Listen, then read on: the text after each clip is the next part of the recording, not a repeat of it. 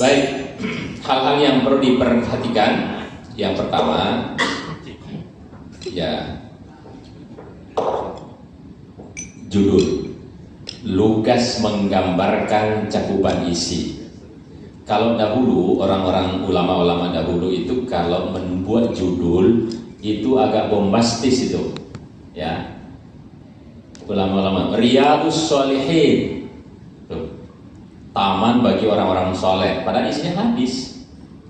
Safinatun Najah, apalagi itu sangat isinya itu judulnya. Nah, yang diharapkan hari ini adalah judul itu menggambarkan keseluruhan isi dan tidak boleh dalam bentuk pertanyaan. Mengapa orang banyak yang bercerai, pasangan yang bercerai itu nggak boleh jadi judul, karena itu dalam bentuk pertanyaan. Jadi dia mesti kalimat positif dan lugas. Ya. Tidak berbentuk pertanyaan, oke. Hindari punktuasi, hindari tanda baca. Ini ada tanda petik, ada tanda tanya, ada tanda seru, ya.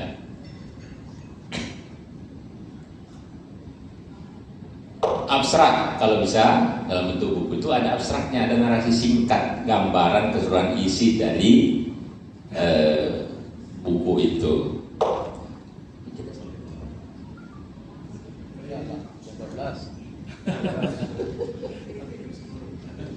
Oke, baik. Nanti ada tanya jawab ya kalau diperlukan. Didukung pendapat ahli. Nah, didukung pendapat ahli. Jadi jangan begini ya, saya katakan sebuah karya ilmiah itu kalau kutipannya banyak. Jadi jangan semuanya tulis pendapat kita, itu tidak ilmiah justru itu. Jadi semakin banyak kutipannya itu semakin baik. Ada footnote-nya. Nah, footnote-nya tata cara membuat footnote dibetulkan, ya. Atau body note, ada 3. Ada namanya body note, ada footnote, ada endnote. Kalau body note itu yang biasa Bapak lihat di dalam buku, tidak ada catatan kaki tapi langsung dalam kurung Syihab tahun berapa, halaman sekian, itu kurung, itu namanya body note. Ada footnote, footnote ya diberi tanda, ada di bawah, sudah ada di komputer itu otomatis ada garisnya itu. Ada endnote, endnote itu di akhir, dia tetap ada nomor-nomornya tapi nanti diletakkan di paling akhir. Boleh, semuanya boleh. Yang tidak boleh itu tidak ada footnote karena tidak menunjukkan karya akademik. Ya, hindari plagiat. Plagiat itu mengutip punya orang tanpa menyebutkan sumbernya, tanpa di footnote, tanpa ada dia membaca buku Quraish Shihab, wah bagus ini, langsung disalin di tulisannya itu tanpa menurut sumbernya. Itu haram mutlak dalam dunia akademik. Itu dosa akbarul kabair kalau dalam dunia ilmiah itu. Plagiat. Bahkan sekarang ada namanya self plagiarism. Apa self plagiarism itu? Kita menulis buku di tahun berapa dulu waktu masih lalu menulis buku yang kurang lebih sama, lalu kita mengambil tulisan kita sendiri pindahkan ke buku yang baru. Ini plagiat juga. Padahal punya kita sendiri, namanya self plagiarism, nggak boleh. Jadi kutip, misalnya Anda nulis pernah nulis buku, mau dimuat lagi, kutip juga, nama Anda tulis itu. Jadi saya Bude, nah, tahun berapa saya nulis buku itu, saya kutip buku saya sendiri, harus begitu. Nah, makanya saya sebutin dosa besar dalam karya ilmiah, itu plagiat. Tapi kalau sekarang ini nanti mungkin juga Kementerian Agama akan menggunakan, kalau kami di perguruan tinggi itu sudah menggunakan namanya Turnitin. Jadi itu karya-karya disertasi atau skripsi atau tesis dimasukkan komputer, itu dalam hitungan menit langsung keluar. Plagiatnya sekian persen, 30%. Sekian persen diambil dari punya siapa, sekian persen diambil dari punya apa, itu langsung keluar. Nah, jadi jangan coba-coba plagiarisme itu. Ketahuan, sudah ada profesor dicopot, sudah ada 2 baru ini doktor dicopot doktornya gara-gara hanya mengutip 1 paragraf dari punya orang lain, tidak menyebut sumbernya. gunakan bahasa baku, membuat kalimat dan paragraf. Ya, tadi sudah sebutkan kalimat itu Bapak Ibu, ibunya nggak ada. Ini kalau bisa ceramah Pak ya, jadi begitu Bapak Ibu. Ini paragraf itu satu ide pokok, satu paragraf tidak boleh satu kalimat, karena yang namanya paragraf harus lebih dari satu kalimat, kumpulan dari beberapa kalimat. Jadi kalau ada yang menulis satu kalimat satu paragraf, itu salah dari sisi bahasa. Jadi buatlah 2-3 kalimat sempurna. Kalau pasif, kalau aktif. Jangan ada yang menulis begini. Di dalam tafsir Al-Maraghi menjelaskan. Itu nggak benar itu. Jadi langsung saja Al-Maraghi menjelaskan. Udah, itu berarti subjeknya jelas, predikatnya jelas. Nah, unduh KBBI Bapak di HP kita ini ya, itu mudah sekali, gratis. Jadi ngecek setiap bahasa itu mudah sekali. Benar, tadi saya kan notulasi, ternyata yang benar ada notula ya. Jadi kalau misalnya ada nanti download aja KBBI. Ada 2 yang harus dan ini sangat berbahaya. Yang satu lagi PUEBI namanya. PUEBI itu Pedoman Umum Ejaan Bahasa Indonesia. Itu sangat bermanfaat dalam itu tadi saya katakan Maha Esa, Maha Kuasa, itu ada di PUEBI itu.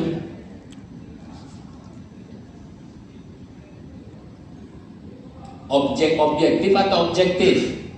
Yang benar.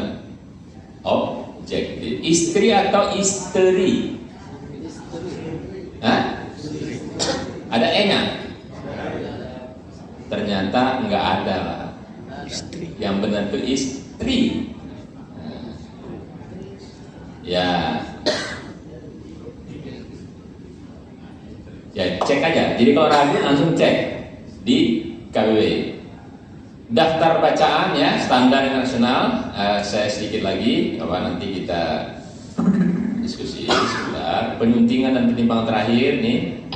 Lakukan penyuntingan tahap pertama. Jadi kalau gini, tidak bisa satu karya akademik itu ilmiah sekali jadi. Jadi mesti harus di print out baru diperiksa.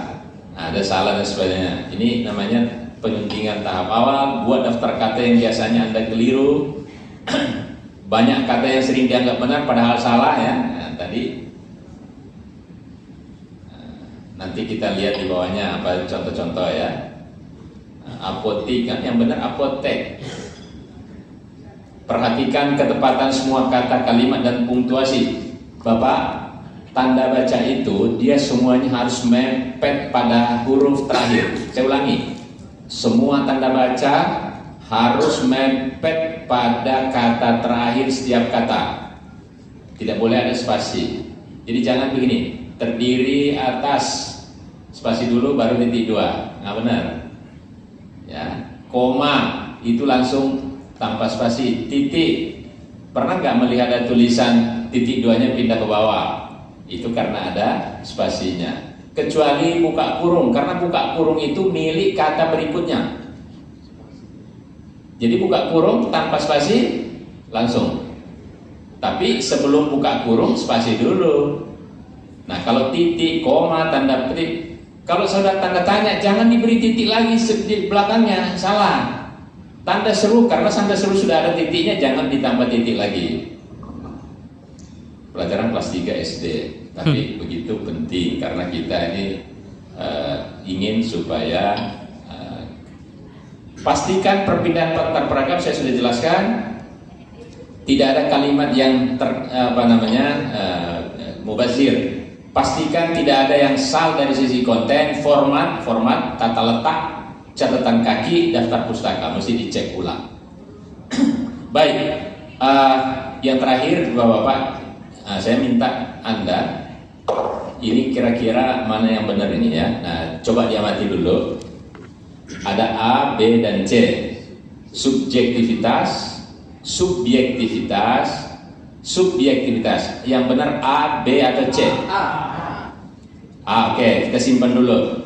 2, subbagian, sub pakai strip, bagian, subbagian.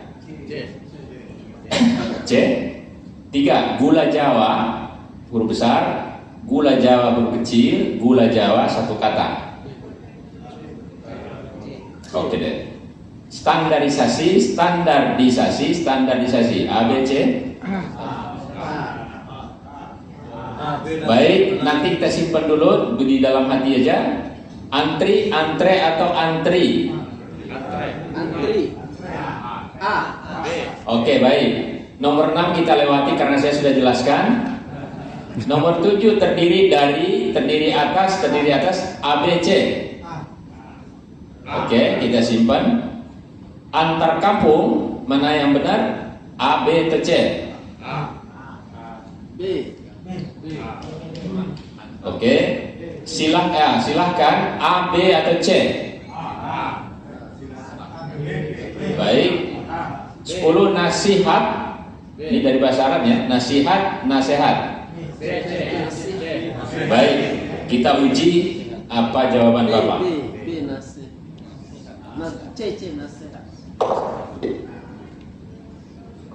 Ya, yang benar A. Subjektivitas, V ya. Kalau tidak ada imbuhan, dia pakai F. Subjektif, objektif, aktif pakai F. Tapi kalau ada imbuhan, kembali kepada aslinya bahasa itu diambil dari bahasa Inggris aktive menjadi aktivasi pakai V. Ya, oke. Yang kedua, tadi sekarang kita lihat ternyata yang benar adalah C. Jadi sub itu adalah bentuk terikat, sama dengan maha, swa atau pra, non, itu semuanya bentuk terikat. Maka yang benar subbagian. Kok perasaan sih Pak? 2 kata, ya jangan ukuran perasaan, kita ukurannya benar salah. C. Nomor 3. Ternyata yang benar Pak B.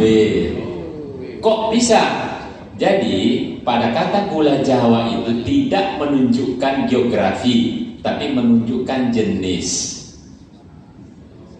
Jadi pisang Ambon itu Ambonnya tidak besar.